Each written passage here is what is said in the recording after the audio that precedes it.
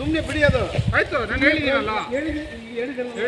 ಸುಮ್ಮನೆ ಹೇಳಿದ್ದೇನೆ, ನೀವು ಹೇಳಿದ್ದೇನೆ ಆಯ್ತಾ. ಸ್ವಲ್ಪ ತಾಳ್ಮೆ ತಗೊಳ್ಳಿ. ಏನಂದ್ರು? ಈಗ ಆಯ್ತು ಬರ್ತಾ ಇದ್ದೇನೆ ಅಂತ ಹೇಳಿದ್ದಾರೆ, ಇದು ಮಾಡ್ಕೊಳ್ಳಿ. ಸುಮ್ಮನೆ ಪ್ರಯೋಜನ ಮಾಡೋದನ್ನ ಅದು ಏನಾಗುತ್ತೆ, ಸುಮ್ಮನೆ ವಿಕೋಪಕ್ಕೆ ಹೋಗುತ್ತೆ ಇದು ಮಾಡ್ಕೊಳ್ಳಿ. ನಿಮ್ದು ಏನು ಸಾಲ್ವ್ ಆಗಬೇಕು ಮಾತಾಡಿ, ಬಗ್ಗೆ ಬೇಡ ಅಷ್ಟೇ.